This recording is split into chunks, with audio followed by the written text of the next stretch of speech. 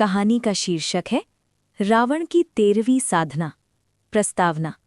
लंका का सम्राट रावण केवल बलशाली राजा नहीं था, वो एक महाज्ञानी तांत्रिक भी था। वेद, पुराण और तंत्र का उसे गहन ज्ञान था, परंतु उसकी एक साधना थी, सबसे गुप्त, सबसे खतरनाक, जिसे वो 13 बार कर चुका था पर सफल नहीं हुआ। ये थी त्रयोदशी तंत्र साधना, जो उसे अमरता और ब्रह्मांडीय शक्ति दे सकती थी। अध्याय 1। अमावस्या की रात। अमावस्या की घोर रात थी। आकाश में कोई तारा नहीं। रावण अपनी गुप्त गुफा में प्रवेश करता है, जहां केवल उसे और मंदोदरी को ही आने की अनुमति थी। वो गुफा पृथ्वी के मध्य में थी, पाताल की देहरी पर स्थित थी। वहां 13वां चक्र खुलता था, जिसे काला त्रिभुज कहते थे। तंत्र साधना की अंतिम मंजिल। रावण के पास था एक रहस्यमय ग्रंथ, काली रेखा, जो केवल राक्षसी वंशजों द्वारा पढ़ा जा सकता था। उसमें लिखा था, जिसने 13 रक्त अर्पण कर शमशान की अग्नि में तप किया, वही मृत्यु को वश में कर सकता है। अध्याय 2। साधना की शुरुआत। रावण तंत्र साधना आरंभ करता है। चारों ओर शव, शमशान की राख और भयावह मंत्रों की गूंज है। ओम क्रीम काली कालाय नमः, त्रयोदशी सिद्धि प्रदायिनी स्वाहा। हर मंत्र के साथ इसका शरीर कांपता है। उसे 13 राक्षसों की आत्माएं बुलानी है, जो पहले उसी की साधना में मारे गए थे। वो आत्माएं अब विकराल भूत बनकर प्रकट होती हैं। उनमें से एक उसका अपना गुरु भाई माया उसे चेतावनी देता है, रावण, तू इस तंत्र का पात्र नहीं। ये शक्ति किसी को नहीं मिलती जो स्वयं को ईश्वर समझ बैठे। पर रावण नहीं रुकता। अध्याय 3। 13वां रक्त।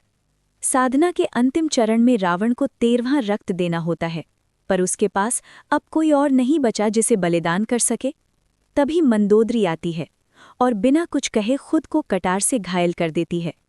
तुम्हें अमरता चाहिए रावण, तो मेरा प्रेम बलिदान होगा। रावण क्षण भर के लिए विचलित होता है, पर फिर उसकी आंखों में वही जिद और अग्नि जल उठती है। वो मंत्र पढ़ता है और 13वां रक्त यज्ञकुंड में अर्पित होता है। अध्याय 4। शक्ति या शाप। जैसे ही अंतिम मंत्र पूर्ण होता है, आकाश में बिजली चमकती है।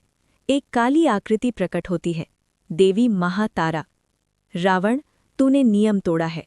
तंत्र का नियम है त्याग। तेरा मार्ग था अहंकार। शक्ति मांगी थी तूने, शाप मिलेगा। तू अमर होगा, पर तू मरेगा हर युग में। हर युग में तेरा अंत होगा, पर तू मिटेगा नहीं। रावण चीखता है, मैंने तंत्र साधना पूर्ण की, शक्ति मेरी है। देवी मुस्कुराती हैं और कहती हैं, तेरा ज्ञान तुझे शाप देगा और तेरा वैराग्य तुझे मोक्ष नहीं देगा। रावण गिर पड़ता है। उसकी आंखों में अब केवल अंधेरा है। अंतिम दृश्य, भविष्य का संकेत। सैकड़ों वर्ष बाद एक युवा साधक हिमालय की एक गुफा में ध्यानस्थ है। उसके पास वही ग्रंथ है, काली रेखा। वो साधक आंख खोलता है और धीरे से कहता है, रावण अधूरा था, मैं पूर्ण करूंगा 13वीं साधना। गुफा में हवा सिहरती है। कोई फिर से तंत्र जगाने वाला है। समाप्त। थीम। इस कहानी में रावण का संघर्ष केवल बाहरी शक्ति के लिए नहीं, बल्कि आत्मा की गहराइयों में उतरने का था। पर उसका अहंकार और प्रेम की अवहेलना उसे अमरता की जगह शाप दे गया।